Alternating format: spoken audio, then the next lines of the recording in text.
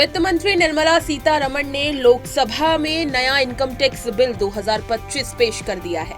इससे पहले 7 फरवरी 2025 को केंद्रीय मंत्रिमंडल ने इस बिल को मंजूरी दी थी। वहीं साथ ही आगे आपको बता दें कि नया विधेयक लगभग 60 साल पुराने इनकम टैक्स एक्ट की जगह लेगा और टैक्स सिस्टम को सरल, पारदर्शी और अधिक प्रभावी बनाएगा। टैक्स ईयर का इस्तेमाल नए बिल में असेसमेंट ईयर की जगह टैक्स ईयर शब्द का इस्तेमाल किया जाएगा, जो 1 अप्रैल से 31 मार्च तक की 12 महीने की अवधि होगी। नए बिजनेस के लिए टैक्स ईयर, वही बात करें अगर कोई बिजनेस या नया काम शुरू करना चाहता है तो उसका टैक्स ईयर उस दिन से शुरू होगा और उसी वित्तीय वर्ष के अंत में खत्म होगा।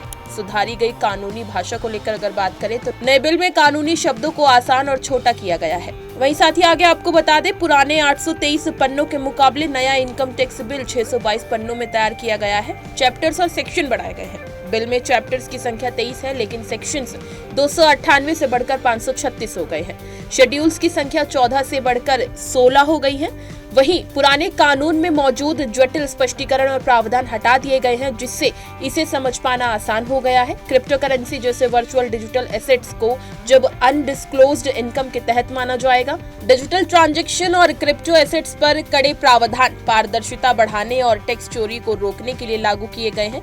नए बिल में टैक्स पेयर चार्टर भी शामिल किया गया है, जो करदाताओं के अधिकारों की रक्षा करेगा और टैक्स प्रशासन को पारदर्शी बनाएगा। मौजूदा इनकम टैक्स अधिनियम कई दशकों पुराने होने के कारण तकनीकी रूप से जटिल और व्यवहारिक रूप से बोझिल हो गया है। इसमें समय समय पर बदलाव किए गए, लेकिन ये आज की डिजिटल और आधुनिक अर्थव्यवस्था के लिए पूरी तरह से अनुकूल नहीं था। इसलिए सरकार ने टैक्स सिस्टम को सरल बनाने, टैक्स पेयर्स को राहत देने और अनुपालन प्रक्रिया को सरल बनाने के लिए नए इनकम टैक्स बिल 2025 को पेश किया है।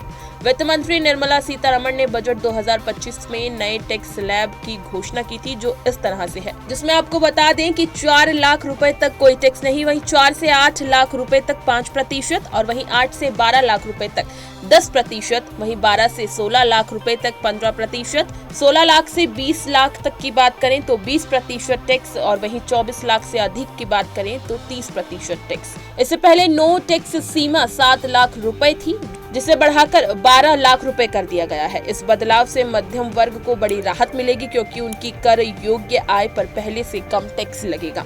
मौजूदा आयकर अधिनियम 1961 में लागू किया गया था। इतने वर्षों में भारतीय अर्थव्यवस्था से कई बड़े बदलाव हुए, लेकिन टैक्स सिस्टम अभी भी पुरानी संरचना पर आधारित है। इससे करदाताओं को कई तरह की समस्या हो रही थी। यहाँ कुछ समस्याओं के बारे में भी बताया गया है। जटिल टैक्स नियमों को समझने में कठिनाई होती थी।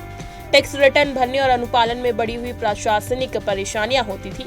टैक्स विवादों का निपटारा बहुत धीमा और पेचीदा था। डिजिटल अर्थव्यवस्था को सही से समायोजित करने के लिए उचित प्रावधान नहीं था। 12 लाख तक की आय टैक्स फ्री होने से मध्यम वर्ग के लोगों को राहत मिलेगी। इसके अलावा टैक्स फाइलिंग आसान होगी, पेपर वर्क कम होगा और ऑनलाइन टैक्स रिटर्न फाइलिंग का बढ़ावा मिलेगा। नए समाधान तंत्र से टैक्स विवादों का हल जल्दी होगा। वहीं इस बिल की वजह से डिजिटल भुगतान और बिजनेस को बढ़ावा मिलेगा। इसी तरह की तमाम खबरें और लेटेस्ट अपडेट्स के लिए बने रहिए हमारे साथ और देखते रहिए punjabkesari.com।